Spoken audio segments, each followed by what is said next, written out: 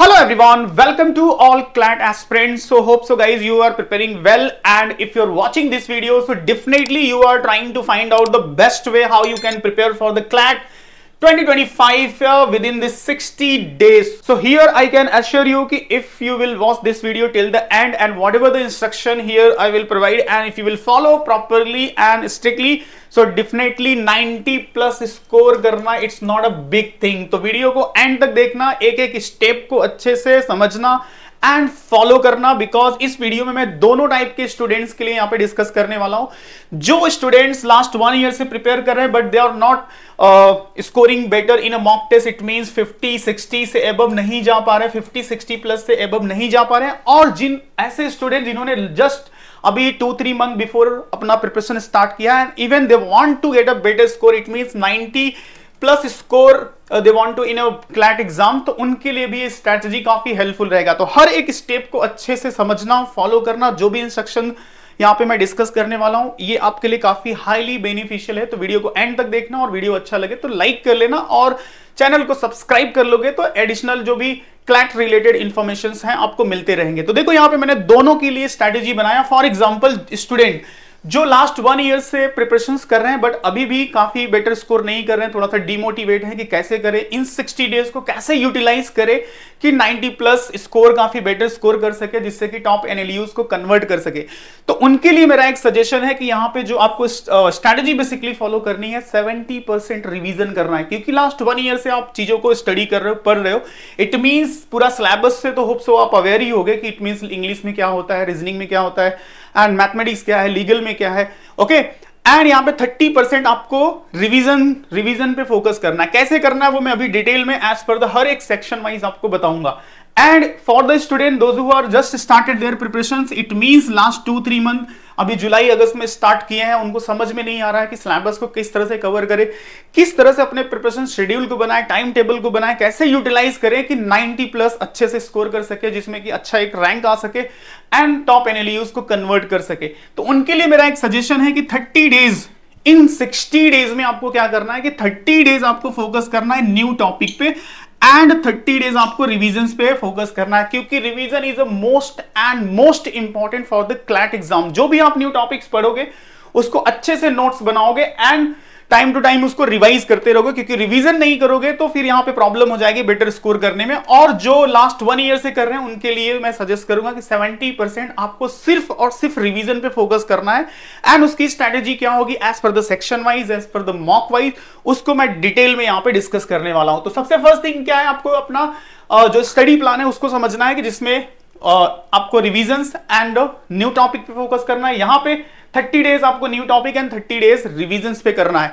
Next यहां पे जो मोस्ट इंपॉर्टेंट थिंग है, आपको पूरा सिलेबस, होप सो कि ये सारे सेक्शन से आप अवेयर रहोगे, इनका क्या वेटेज एग्जाम में उससे आप अवेयर रहोगे।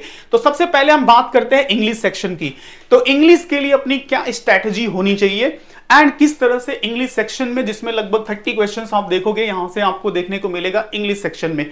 तो इंग्लिश सेक्शन का जो वेटेज है 30 मार्क्स का है। जो क्वेश्चन आएंगे it will be based on the passage, और इसके लिए जो आपको स्किल चाहिए होती है, एक तो आपकी रीडिंग स्पीड अच्छी हो, दूसरा वोकैबुलरी अच्छी हो, तीसरा आपका ग्रामेटिकल स्किल अच्छा होना चाहिए। तो ये तीनों स्किल जो लास्ट 1 ईयर से पढ़ रहे हैं, होप्स हो कि उन्होंने ग्रामर से रिलेट करके भी चीजें पढ़ी होंगी, वोकैबुलरी पे भी उन्होंने फोकस किया होगा, वर्ड पावर मेडिजी, जो भी कंटेंट आप फॉलो करते हो, जो भी रिसोर्सेज फॉलो करते हो उस पर करते रहोगे। बट आई होप कि जो मोस्ट ऑफ द स्टूडेंट्स का प्रॉब्लम मुझे फेस होता है वो क्लासरूम में या फिर ऑनलाइन में, उनको रीडिंग का प्रॉब्लम होता है कि वो फास्ट रीड नहीं कर पाते, फास्ट कॉम्प्रिहेंशन स्किल जो उनकी है वो बेटर नहीं हो पाती। तो CLAT exam is totally about the comprehension based, क्योंकि यहां पे सारे के सारे सेक्शन में जो क्वेश्चंस मिलते हैं it is based on the passage. So reading is most important thing यहां पे मैं आपको सजेस्ट करूंगा। तो जो लास्ट 1 ईयर से प्रिपरेशन कर रहे हैं बट अभी भी उनकी रीडिंग काफी स्पीड में नहीं हो पाती है, काफी बेटर वे में अंडरस्टैंड नहीं कर पाते, तो अभी विद इन दिस 60 डेज क्या करना पड़ेगा, they just have to focus on the reading. जो भी हो सके, जो भी कंटेंट आपके पास है, जो भी स्टडी मटेरियल है, चाहे न्यूज पेपर के आर्टिकल्स पढ़ो या फिर जो भी इंग्लिश क्लैट ओरिएंटेड जो पैसेज आपके पास है, जो भी इंस्टीट्यूशंस आपको मिला है उसको आप फॉलो कर सकते हो, एंड रीडिंग पे ज्यादा से ज्यादा फोकस करो। एंड फॉर द स्टूडेंट जिन्होंने जस्ट स्टार्ट किया है उनकी कुछ तो बेटर होगी, एटलीस्ट किसी एक पार्ट में तो अच्छे होंगे, या तो ग्रामर अच्छा होगा या वोकैबुलरी अच्छी होगी, या और रीडिंग में तो सबसे ज्यादा सब मोस्ट ऑफ द पीपल को प्रॉब्लम होती है। तो उनके लिए मेरा सजेशन है कि यहां डायरेक्टली आप स्टार्ट कर सकते हो क्लैट बेस्ड पैसेज से। क्लैट बेस्ड पैसेज जो होते हैं, जिस तरह से क्लैट एग्जाम्स में आते हैं, फॉर एग्जांपल यहां पे अगर मैं आपको रेफरेंस के लिए बताऊं तो जैसे मैन्यूअर के बुक में इस तरह के सारे पैसेज को इंक्लूड किया गया है। इट मींस कि जैसे क्लैट एग्जाम्स में आपको जो पैसेज पूछे जाते हैं उस पर किस टाइप के क्वेश्चंस पूछे जाते हैं, किस टाइप के वोकैबुलरी, किस टाइप के ग्रामर बेस्ड क्वेश्चन पूछे जाते हैं, उसकी आपको प्रैक्टिस में लेके आना पड़ेगा। और उसी प्रैक्टिस के टाइम पे आपको तीनों चीजें इंप्रूव करनी पड़ेगी। साथ ही साथ आपको ग्रामर, जो भी जहां पे आपको प्रॉब्लम लग रहा है उस सेक्शन को आपको अच्छे से स्टडी कर लो, एंड जो पैसेज आप रीड कर रहे हो उसमें जो भी वोकैबुलरी नहीं समझ रही ट्राई करो उसको इंप्रूव करने का।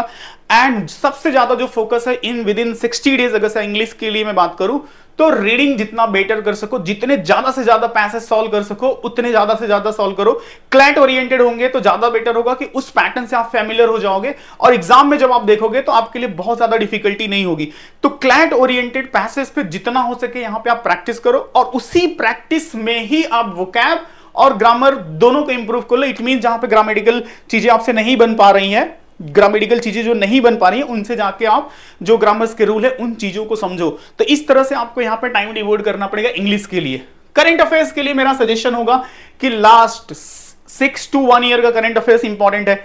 जो लास्ट 1 ईयर से प्रिपरेशन कर रहे हैं उन्होंने तो बहुत सारी चीजें पढ़ी भी होंगी, बट जो लास्ट अभी जस्ट रिसेंटली स्टार्ट किए रहेंगे तो उनके लिए मेरा एक सजेशन है कि मेरा एक यूट्यूब पे वीडियो है जिसमें मैंने 25 टॉपिक फ्रॉम जैन से लेके जून तक का मेंशन किया है। अब जाके उन सारे 25 टॉपिक को और उनसे रिलेटेड सब टॉपिक और उनसे रिलेटेड स्टैटिक जो मैंने उस वीडियो में डिस्कस किया, एटलीस्ट पहले उस चीज को कवर कर लो जिन्होंने अभी रिसेंटली स्टार्ट किया है। एंड जो लास्ट 1 ईयर से प्रिपरेशन कर रहे हैं उनके लिए मेरा सजेशन है वो टॉपिक्स तो आप पढ़ ही लो और बहुत सारी चीजें आपने पढ़ी भी होंगी, बट यहां पे जो भी कंटेंट आप फॉलो कर रहे हो, आप अगेन मैं यहां पे सजेस्ट करूंगा कि अगर से आपके पास नोट्स है जो भी आपने बनाया होगा विच इज फाइन, उसको रिवाइज करो। और जो अपकमिंग टाइम में करंट अफेयर्स आने वाले हैं, जैसे अभी रिसेंट में ओलंपिक हुआ तो उसको पूरा डिटेल में आपको पढ़ना पड़ेगा। यूएस का प्रेसिडेंशियल इलेक्शन आप नोट करके रख लो, जितने लोग भी इस वीडियो को देख रहे हो, this is a highly chance 80 to 90% chance है आपके एग्जाम में यूएस प्रेसिडेंशियल इलेक्शन, चाहे वो स्टैटिक फॉर्म हो या करंट अफेयर्स हो या फिर बिटवीन। जैसे फॉर एग्जाम्पल जब भी जापान पे न्यूक्लियर अटैक हुआ था उस टाइम पे कौन प्रेसिडेंट था, क्या था, वो सब सारे इंफॉर्मेशन। तो ये है इंटरलिंकिंग टॉपिक। ये मैं क्यों बोल रहा हूं, क्योंकि रिसेंटली देखो अभी अगर मैं ऑस्कर की बात करूं तो ऑस्कर भी आपके लिए इंपॉर्टेंट है अवार्ड सेक्शन। उसमें जिस मूवी को मिला ओपेनहाइमर, जो कि बेस्ड ऑन जो न्यूक्लियर अटैक से रिलेटेड है, तो प्रेसिडेंशियल इलेक्शन, न्यूक्लियर अटैक और रिसेंट में जो मूवी के अवार्ड मिला, तो ऐसी चीजें इंटरलिंक होती हैं, और ऐसे ही पैसेज को एग्जामिनर फ्रेम करता है एग्जाम में। तो सजेशन यहां पे है कि जो अभी आने वाले टाइम में करंट अफेयर्स है लास्ट 6 मंथ, मतलब अगर जुलाई से बात करें एंड नवंबर तक का, तो अगर से आपने जो प्रीवियस नोट्स बनाए हैं उनको रिवाइज करना है। एंड आने वाले टाइम पे इस टाइप के जो पैसेज हैं उनको नोट्स बनाओ, उनके जो मेन टॉपिक है वो उनसे रिलेटेड सब टॉपिक्स हैं उन पे फोकस करो, ठीक है। एंड जिन्होंने अभी रिसेंटली स्टार्ट किया है उनके लिए मेरा सजेशन है जाके पहले ये 27 टॉपिक्स को पढ़ लो, एंड पूरे ईयर में जो मोस्ट इंपॉर्टेंट करंट अफेयर्स रहे हैं आपको बहुत सारे सोर्सेस मिल जाएंगे, वहां से आप अपडेट कर सकते हो। एंड स्टैटिक के लिए अगर आपके पास कोई अच्छा रिसोर्स है तो it's well and good, otherwise जो मैन्यूअर का स्टैटिक्स बुक है इट्स अ गुड नोट, एक अच्छे नोट्स की तरह है जिसमें आपको हिस्ट्री, साइंस एंड ज्योग्राफी सारे static information to the point मिल जाएंगे। इसको अगर आप अच्छे से रिवाइज कर लोगे तो करंट अफेयर से कनेक्ट करके जो चीजें, फॉर एग्जांपल जैसे इसरो से रिलेटेड, इसरो के अचीवमेंट पे कोई पैसेज आ गया तो इसरो के अचीवमेंट, चाहे वो आदित्य L1 हो जो सक्सेसफुल था, या फिर रिसेंट के जो भी रिसर्च या फिर सक्सेसफुल मिशन है, तो अब कंसर्न है कि आपको इसरो से रिलेटेड जो स्टैटिक इंफॉर्मेशन पूछा जा सकता है वो आपको इस बुक में इंपॉर्टेंट इंस्टीट्यूशंस में आ जाएगा। या फिर वाटर क्राइसिस रिपोर्ट हो या फिर हेल्थ रिपोर्ट हो, जेंडर गैप रिपोर्ट हो, जैसे जो चीजें पब्लिश हुई हैं, तो ये तो करंट अफेयर्स में हो गया जो कि आपको पढ़ना है। उसके बाद जो इंस्टीट्यूशन इसको रिलीज करता है, जो इंस्टीट्यूशन रिलीज करता है उसका हेडक्वार्टर कहां पे, उसका फॉर्मेशन कभी हुआ था, तो इस टाइप के इंफॉर्मेशन आपको स्टैटिकली पढ़ना पड़ेगा। तो इसके लिए आपके पास एक अच्छी बुक होनी चाहिए फॉर द प्रिपरेशंस के लिए। नेक्स्ट पार्ट अगर हम यहां पे करें लीगल रीजनिंग, तो देखो लीगल रीजनिंग के लिए तो सबसे फर्स्ट थिंग जो ऑलरेडी 1 ईयर से कर रहे हैं उनका मैं ये मान के चल रहा हूं कि उनकी थ्योरेटिकल अंडरस्टैंडिंग अच्छी हो गई होगी। तो अब उनको इंप्रूव करना है उसका इंप्लीमेंटेशन एंड प्रैक्टिकल क्वेश्चन। तो उसके लिए आपके पास अच्छे पैसेज हो, अच्छे मॉक टेस्ट हो, जो भी मैं डिस्कस करूंगा उसमें जो क्वेश्चंस आ रहे हैं उसमें आप कैसा परफॉर्म कर रहे हो, कौन सा ऐसा एरिया है कि आईपीसी पे, फैमिली लॉ पे, कॉन्ट्रैक्ट पे, टॉट पे किस सेक्शन में आप बेटर परफॉर्म नहीं कर पा रहे हो। तो 30% जो मैंने स्टार्टिंग में बताया था कि 30% और न्यू टॉपिक पे आपको फोकस करना है, एंड 70% जो आपने पढ़ लिया है उसमें स्कोर कर पा रहे हो, कुछ क्वेश्चन में नहीं कर पा रहे हो तो उनको रिवाइज करना है। एंड जिन्होंने अभी रिसेंटली स्टार्ट किया उनके लिए मेरा सजेशन है कि आपको स्टैटिक इंप्रूव करना पड़ेगा। इट मींस जितने भी लीगल के इंपॉर्टेंट टॉपिक हैं, चाहे वो इंडियन कॉन्स्टिट्यूशन हो, लॉ ऑफ कॉन्ट्रैक्ट हो, एंड क्रिमिनल लॉ हो, फैमिली लॉ हो, पब्लिक इंटरनेशनल लॉ हो, इनसे रिलेट करके आपको पढ़ना पड़ेगा, क्योंकि थ्योरेटिकल नहीं पढ़ोगे तो फिर तो कुछ आंसर ही नहीं कर पाओगे। ठीक है, तो थ्योरेटिकल अंडरस्टैंडिंग के बाद करंट अफेयर्स में जो भी चीजें चल रही हैं, चाहे वो यूसीसी हो, यूनिफॉर्म सिविल कोड हो, या फिर आईपीसी से रिलेटेड न्यू लॉ हो, इस टाइप के न्यूज पे आपको फोकस करना पड़ेगा। इसके लिए जो भी रिसोर्सेस है उनको फॉलो करो, एंड जो मॉक टेस्ट है या फिर जो प्रैक्टिस पार्ट आपके पास जो प्रैक्टिस रिसोर्सेस है उनको प्रैक्टिस करो, एंड सी किस पार्ट पे आप बेटर परफॉर्म नहीं कर पा रहे, उन चीजों को नोट्स बनाओ, अच्छे से नोट्स बनाओ, और फिर स्टैटिक जो इंफॉर्मेशन है, जो भी रिसोर्सेस है उनसे पढ़ो। एंड ये कंटिन्यू प्रोसेस आप रखोगे तो आप न्यू टॉपिक को भी पढ़ते रहोगे और उसका रिवीजन भी करते रहोगे। उसके बाद जो आपका लीगल, यहाँ पे लॉजिकल रीजनिंग, जिसको क्रिटिकल रीजनिंग के फॉर्म में आपको क्वेश्चंस देखने को मिलेगा, इसके लिए प्रैक्टिस इंपॉर्टेंट है, रीडिंग इंपॉर्टेंट है, इसके वे ऑफ आस्किंग क्वेश्चन से आपको फेमिलियर रहना पड़ेगा। तो यहाँ पे मेरा सजेशन वही है कि जिन्होंने ऑलरेडी मेथड चीजों को लर्न किया है उनको सिर्फ प्रैक्टिस करनी है इस पे, कि अगर कोई क्वेश्चन रॉन्ग हो रहा है तो उस पे ज्यादा से ज्यादा फोकस करो। जो न्यू है उनको सारे मेथड लर्न करने पड़ेंगे। तो विद इन दिस 60 डेज में 30 डेज जो मैंने बताया स्टार्टिंग में कि आपको ये न्यू थिंग लर्निंग पे रखना पड़ेगा, तो उसके लिए जो भी रिसोर्सेस है उसको आपको अच्छे से फॉलो करना पड़ेगा। उसके बाद मैथमेटिक्स सेक्शन से, जिसमें से आपको 12 to 14 क्वेश्चन देखने को मिलेंगे। काफी अच्छे क्वेश्चंस होते हैं, बेसिक कैलकुलेशन स्किल पे होते हैं, percentage, profit and loss ratio, ये सब अगर से आपका बेटर है तो इस क्वेश्चन को बहुत इजीली कर सकते हो सिर्फ एनालाइज करके डेटा को। अब उसके लिए basic formula, it mean percentage का कैलकुलेशन करना आना चाहिए, प्रॉफिट एंड लॉस से रिलेट करके बेसिक अंडरस्टैंडिंग होनी चाहिए, डीआई के जो क्वेश्चन सॉल्व करने के जो मेथड होते हैं उनसे रिलेट करके ट्रिक्स आपको पता होना चाहिए। तो इट मींस जो मैथमेटिक्स वाला पार्ट है, अगर से आपकी बेसिक मैथमेटिक्स अच्छी है तो it's well and good, otherwise आपके पास कोई अच्छा रिसोर्स होना चाहिए जिसके ट्रिक्स से, जिससे मेथड से आप इजीली इस टाइप के क्वेश्चन पे फोकस कर सको। तो अगर से आपको बेसिक अंडरस्टैंडिंग है तो आप डायरेक्टली पैसेज से स्टार्ट कर सकते हो, जो भी रिसोर्सेस आपके पास हैं उससे स्टार्ट कर सकते हो, एंड सी किस पार्ट को आप नहीं बना पा रहे, परसेंटेज में प्रॉब्लम हो रहा है, प्रॉफिट एंड लॉस में प्रॉब्लम हो रहा है, उस चीज को लिखो एंड जाके उससे रिलेटेड जो मेथड है उसको लर्न करो।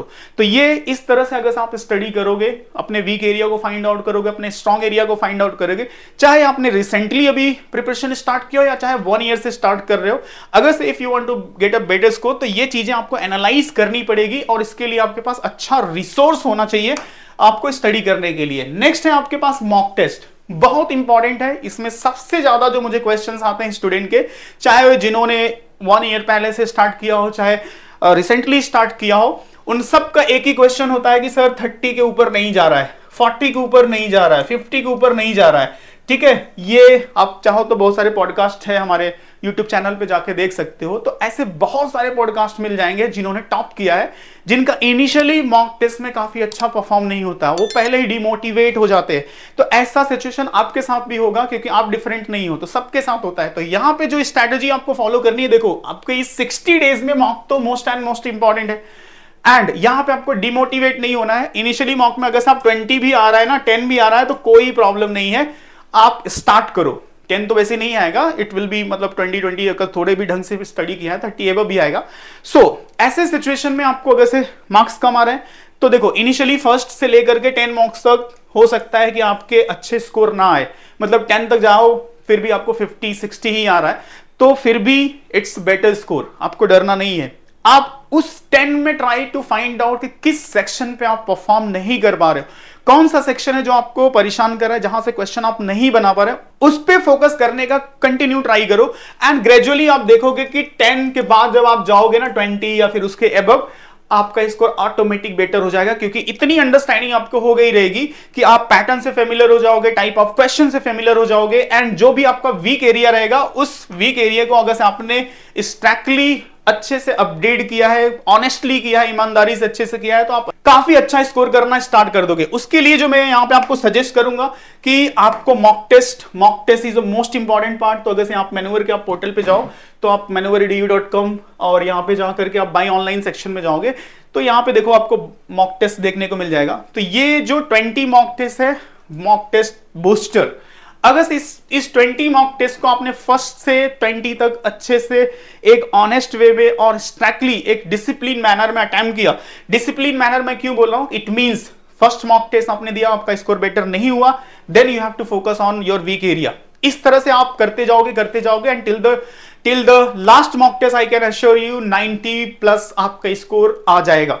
ओके, तो इस एक स्ट्रिक्ट एंड डिसिप्लिन मैनर के साथ, और एक और इंपॉर्टेंट चीज मैं बता दूं, जो मैं बुक आपको दिखा रहा था यहाँ पे, इफ यू वांट अगर से आपने रिसेंटली स्टडी अपना प्रिपरेशन स्टार्ट किया है, तो आपके लिए ये बुक काफी हेल्पफुल हो सकती है यहाँ पे क्लैट और इन सारे एग्जाम्स के लिए, जिसमें आपको पूरा थ्योरेटिकल इंफॉर्मेशन मिल जाएगा एंड पूरा डिटेल पैसेज, इंग्लिश के प्रैक्टिस क्वेश्चन, सारे टू द पॉइंट सारी इंफॉर्मेशन है, जीके का, मैथमेटिक्स का, सारी ट्रिक्स आपको मिल जाएंगी, जो कि आपके स्टडी के लिए काफी बेटर होगा। नेक्स्ट आते हैं हम टाइम मैनेजमेंट।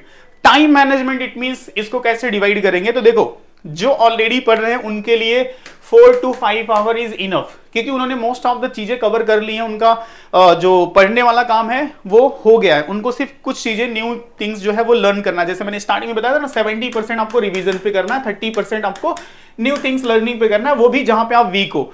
तो उनके लिए 4-5 आवर डेली बेसिस पे इट्स इनफ एंड बट इसको भी आपको डिसिप्लिन मैनर में फॉलो करना पड़ेगा। बट जिन्होंने रिसेंटली स्टार्ट किया 2-3 मंथ बिफोर, उनके लिए 8 to 10 आवर आपको डिवोट करना ही पड़ेगा, क्योंकि आपको पढ़ना भी है, सारी चीजें पढ़नी है, आपको एक प्रैक्टिस भी करनी है एंड देन एनालाइज करके फोकस भी करना है। तो आपको 8 to 10 आवर आपको डिवोट करना पड़ेगा। इसको आप पूरे दिन में 2 से 3 पार्ट में डिवाइड कर लो, क्योंकि एक साथ आप 2 से 3 घंटा से ऊपर जाओगे तो आपका दिमाग जो है वो खुद भी हैंग होने लगता है, तो आप चीजों को उतने बेटर वे में ग्रैप नहीं कर पाओगे। तो मेरा सजेशन है कि 2 to 3 आवर्स का स्लॉट बना लो, मॉर्निंग हो गया, आफ्टरनून हो गया, इवनिंग हो गया, इस बेसिस पे आप चीजों को डिवाइड कर लो। और अगर इस पे भी आपको है कि मॉर्निंग में क्या पढ़े, आफ्टरनून में क्या पढ़े, इवनिंग में क्या पढ़े, तो आप कमेंट में पूछ सकते हो, वहां पे हम आपको बेटर वे में सजेस्ट कर देंगे। और अगर बहुत सारे स्टूडेंट की ऐसी क्वेरी है तो definitely we will make the video कि आपको किस तरह से इंग्लिश को कभी रखना चाहिए, मैथमेटिक्स को कभी रखना चाहिए, रीजनिंग को कभी रखना चाहिए, ये भी हम टाइम टेबल आपको प्रोवाइड कर देंगे। अगर ऐसा क्वेरी रहेगा तो आप कमेंट में पूछ सकते हो। तो टाइम मैनेजमेंट आपको इस तरह से बना लेना है, और इसमें कोई भी डिस्ट्रक्शन नहीं चलेगा। अगर डिस्ट्रक्शन करते हो, मोबाइल फोन रखते हो, दोस्त का कॉल आ गया, चले गए, और चलो ठीक है आज नहीं 8 आवर दे पाया तो कल दे देंगे, इस तरह से अगर फॉलो करोगे तो कुछ नहीं होने वाला है, कोई भी बेटर स्कोर नहीं करोगे। यहाँ पे जितना भी मैं आपको सजेस्ट कर रहा हूँ इसका कोई ज्यादा बेनिफिट नहीं होगा। तो आपको एक डिसिप्लिन स्ट्रिक्ट इस टाइम टेबल के साथ एकदम स्टिक होकर फॉलो करना पड़ेगा, then you can score better. And last and most important thing कि आपको पॉजिटिव रहना है, चाहे स्कोर कम आए, मॉक में कम आ रहा है, ऐसा नहीं कि एकदम नेगेटिव हो जाना है। आप बहुत 1 ईयर पहले से प्रिपरेशंस कर रहे हो, फिर भी आपका स्कोर बेटर नहीं आ रहा है तो एकदम डिमोटिवेट हो जाओ, ऐसा नहीं करना है। इन 60 डेज में सारी नेगेटिविटी को उठा के बाहर फेंक दो। जो आपके पास पॉजिटिव थिंग्स है, जो मटेरियल है, पॉजिटिविटी के साथ पढ़ो। पॉजिटिविटी के साथ रहोगे तो पॉजिटिव एनर्जी आपके पास रहेगी, और आपका जितना भी चीजें पढ़ोगे उतना अच्छे से ग्रैप कर पाओगे। और जब धीरे धीरे मार्क्स बेटर होंगे तो आप खुद भी देखोगे कि आपके अंदर एक मोटिवेशन आएगा कि नहीं, you are doing better than before. ठीक है, तो एक पॉजिटिविटी अपने अंदर रखो, नेगेटिविटी को दूर रखो और एकदम काम रहो। हो सके तो थोड़ा मेडिटेशन करो एंड थोड़ा भी वरी मत रखो। क्या होगा जो भी होगा इन 60 डेज में, जो भी आप एफर्ट दोगे वो आपको लाइफ टाइम काम आने वाली चीज है, क्योंकि यहाँ पे आपकी रीडिंग भी अच्छी होने वाली है, यहाँ पे आपकी वोकैबुलरी भी अच्छी होने वाली है, और एक बेटर अंडरस्टैंडिंग आप यहाँ पे डेवलप करोगे। तो ये सारे इंस्ट्रक्शन अगर से स्ट्रिक्टली गाइज आप फॉलो करोगे तो आई कैन अश्योर यू, अगर से वीडियो अभी भी आप देख रहे हो तो इट मीन्स कि आप काफी सीरियस हो स्टडी को लेकर के, एंड अगर से इन सारे स्टेप्स को आपने फॉलो किया तो डेफिनेटली 90 प्लस स्कोर करना it's not a big thing.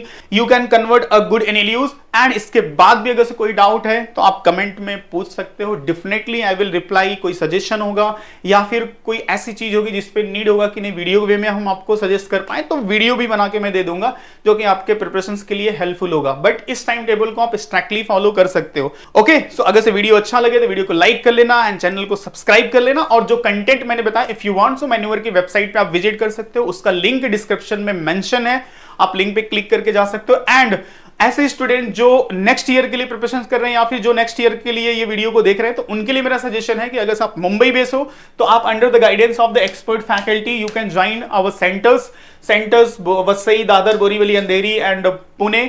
So you can call on these number. हमारे काउंसलर इन बेस्ट वे आपको गाइड कर देंगे, आपको सारे information related to exams, about the batches, everything they will provide. And if you want live, अगर से आप out of Mumbai हो, महाराष्ट्र हो, सो आप हमें लाइव के लिए ज्वाइन कर सकते हो। यहाँ पे नंबर है and you can call on the number. Again counsellor आपको गाइड कर देंगे, everything you will get for your preparations. Okay, so these are the information related to your preparations and how you can get better score within the 60 days. So hope so, अगर से आप strictly follow करोगे तो definitely you will get a better score. Okay, see you in next video. Till the time just revise and practise. जय हिंद।